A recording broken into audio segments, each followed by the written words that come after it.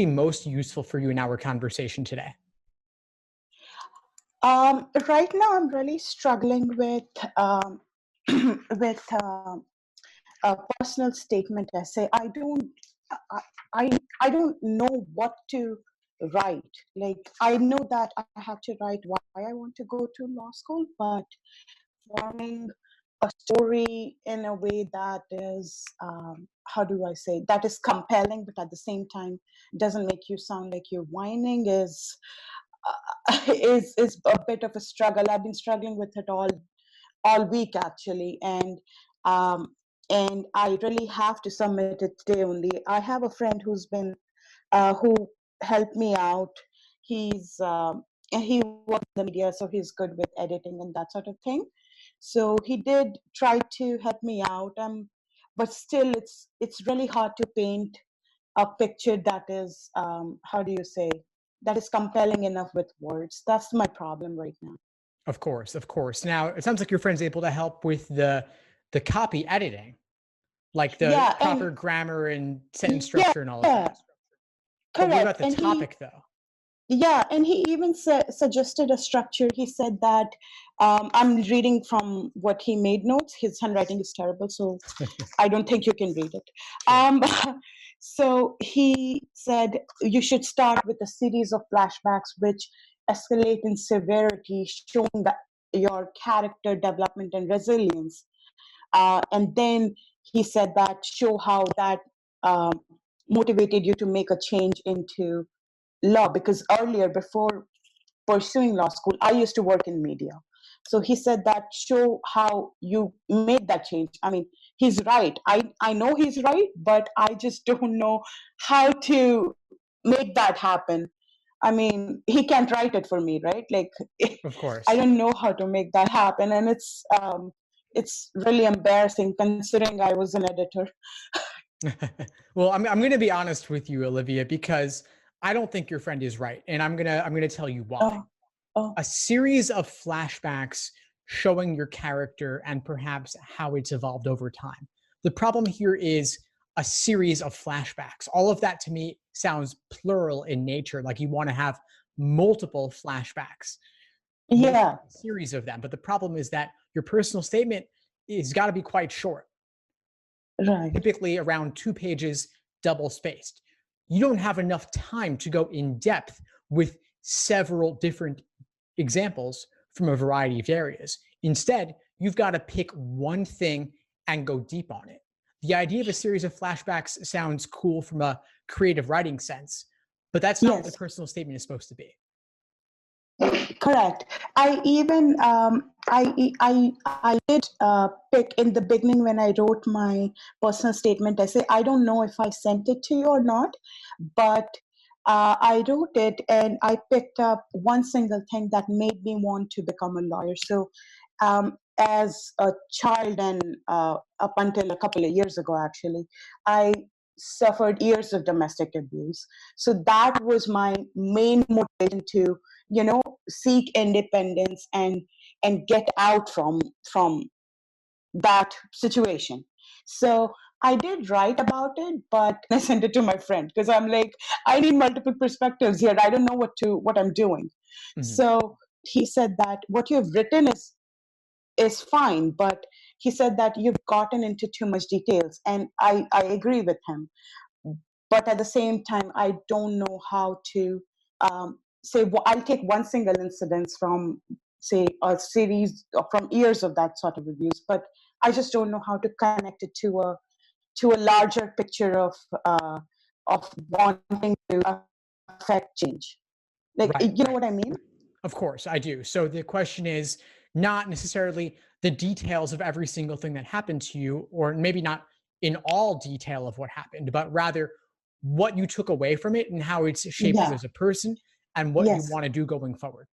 Yes, and I that's what I'm having trouble putting into words.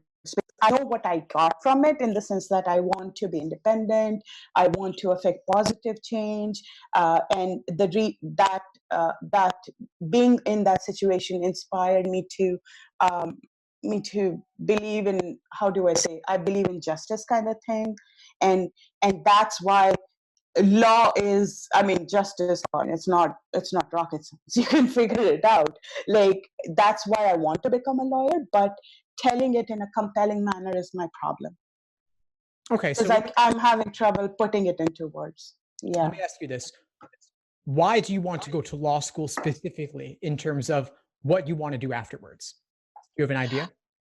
I do have an idea. I want to work in corporate law. What I want to do is I want to work in corporate law, but at the same time, I also want to, while I'm in law school, I don't want to just wait around until I graduate and write my bar exam and et cetera, et cetera, et cetera. I want to, while I'm in law school, I want to get involved in clinics and that deal with this sort of domestic abuse, like criminal justice kind of thing. And I also want to, I just feel that after law school, if I go into corporate law, I worked in a corporate law firm and I thrived there. And I worked in two personal injury law firms and I was not happy there. So I know for a fact I gel well with corporate law. Okay, cool. Now, the clinics you want to work on in law school, is it possible that you might want to continue that work pro bono on the side after you graduate? Yes, I would. Yes, I would. Then I would talk about that. Everything you just said about what you want to do in the clinics, share that. That, obviously your personal experience has shaped the work you want to do in these clinics. And that's a concrete example of what you want to do in law school, connecting it to your personal experience. The corporate law seems quite unrelated, other than that you've had exposure to it. Right. But in perhaps a separate essay, you could talk about that. So the domestic abuse in the clinics, that could perhaps be the topic for a diversity statement, an addendum. And then your main personal statement could relate to the work you've done in corporate law, showing that you have real world exposure to what the practice of law is actually like. So I'm just making notes, whatever you're saying. Later on. So what you're saying is, what if I do something like, I show that in this thing happened to me. Oh my God. So this particular thing happened to me in what paragraph 1. I say that while I'm in law school, in the clinics that your law school offers, I would like to do criminal justice, and I would like to help people who are not able to get legal representation, or who are not able to afford legal representation while I'm in law school. And then after the third paragraph, can I say, after I graduate, I would like to do corporate law because, like you said, I've had real world exposure to it. But on the side, but I would also like to do pro bono work in, say, domestic violence cases, or say something like that. Can I say that? Absolutely. Something like that would be fine. I would probably keep the diversity statement or an addendum focused on the domestic abuse related law, the clinics and such. You don't even need to mention corporate there. You could just say, I'd want to continue this pro bono work in some capacity after graduating from law school. And then the main personal statement could talk about the corporate law exclusively. Have that be a focus. So a separate focus for each essay. Okay, that probably makes more sense. So how, say, when I'm trying to say in my personal statement, let's say when I'm trying to focus on corporate law,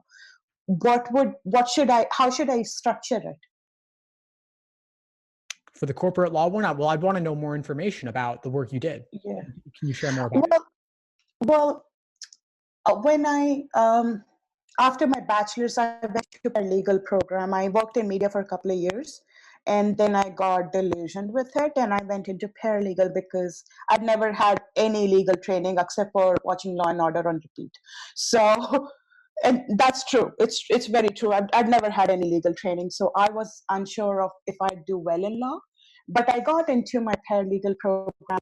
In Ontario, paralegals get licensed.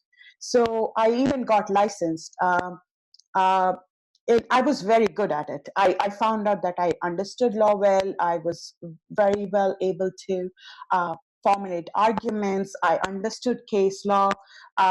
And there was one particular course, Contracts and Torts, which really stuck with me. Everybody in my class hated it, and I mean hated it. I'm talking hardcore hatred here. So they hated it, but I loved it. And they were like, why do you like it? It's so boring. But I enjoyed learning about it. So, and I think I was probably the only one. So I found out that I like that more than most other courses. I mean, we had criminal law too. That was super interesting. But at the end of the day, like, no, I don't think I'd want to do that as my main specialization, so to speak.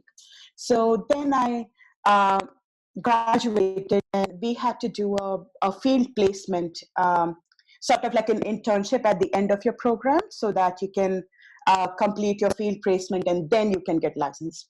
So I spent months basically dropping off my resume. I would literally take a walk downtown at the financial district, and I basically just dropped off my resume with HR people. I'm like, call me, I didn't say call me maybe, but I did say call me, when a position opens up. And I got hired as a document specialist at Gowling WLG. Now, Gowling is one of the top law firms here.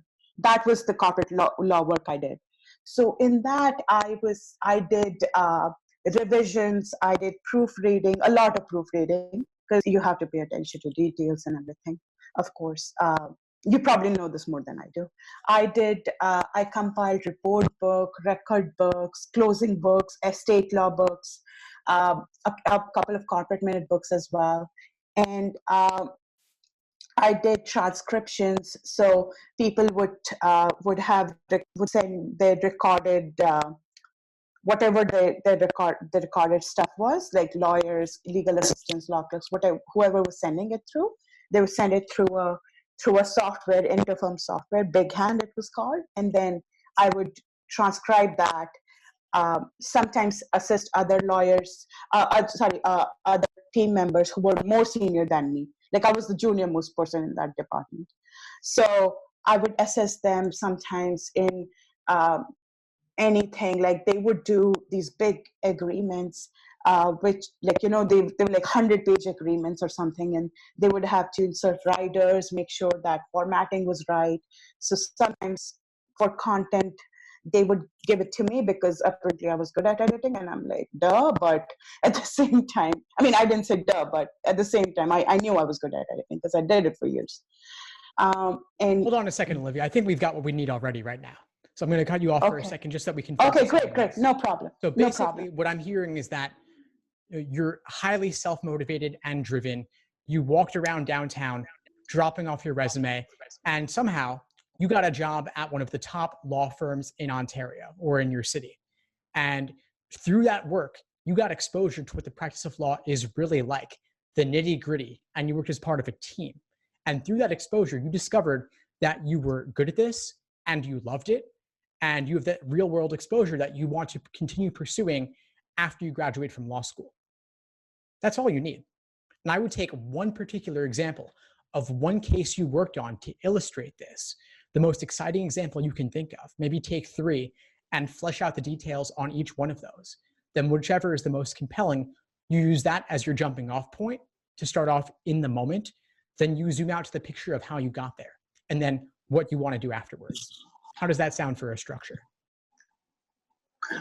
That actually sounds great. I just don't know, so say in my first paragraph, I talk about how I got involved in law and how I got real world exposure.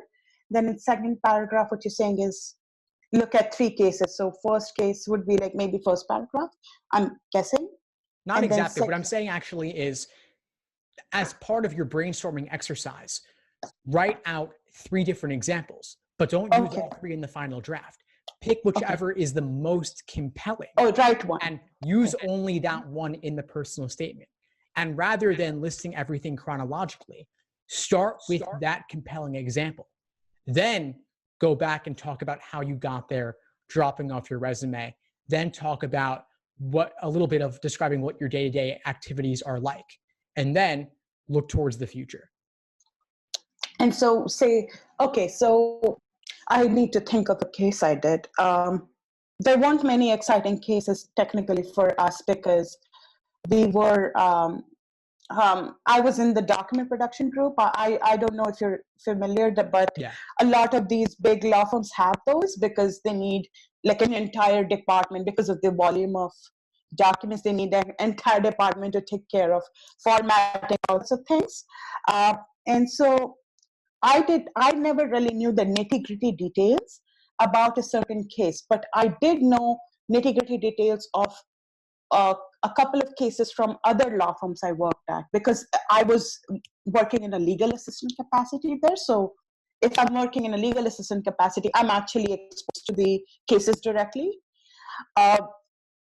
But they were not like corporate law cases. They were like personal injury, slip and fall, a car accident. One was a fire case, something like that. So I'm not sure how to connect that to like a corporate law structure.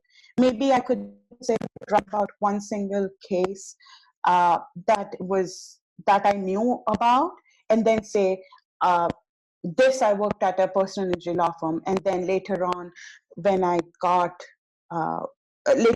completed my field placement, I got hired there, and then I got into corporate law, and I could maybe show how a little different corporate law is, and then I understand the mechanisms of both. Maybe show that way. Would that be okay? Yeah, you could still mention it in passing, of course. Yeah, okay, because then I'll do that because I am unsure how to like work it out. And my friend, the one who I told you who helped me with copy editing, he even went as far as saying that show that when you were working in a media, show the role of your of what you were doing in your journalistic capacity as of an activist. But I think you're right in the sense that the amount of things he's brainstormed and the amount of the structure he's put, they are like 5-6 things in it. He even talked about effective altruism, and I'm like, I read about it, but it just comes off as super pretentious because I would never use this word in real life conversation with anybody. I mean, he would, but I wouldn't. Then don't use it in this statement. Yeah, keep it simple. Yeah, that's what I figured because his structure, while it's very, how do you say, editorial heavy, but like I would publish this in a magazine, I wouldn't be giving it to an admissions department because they're like, what the hell is this person talking about? Right. Well, we're actually about up for today, Olivia, but before we sign off, what would you say is the biggest insight you got from our call today? Basically just how to write a personal statement essay. I think I'm very thankful to you. I'm very, very grateful that you helped me narrow down and put some things in perspective. Take a look and see if there's anything that can be improved upon or not. I was able to help, Olivia. Please keep in touch. Thank you so much. If I can help in any way as you move forward. Thank you. Thank you so much. Thanks for tuning into the show. Please subscribe if you haven't done so already to be notified of new episodes as I release them. And feel free to reach out if you need anything at all as you move forward with your prep. I'm happy to help however I can. In the meantime, I wish you all the best and take care.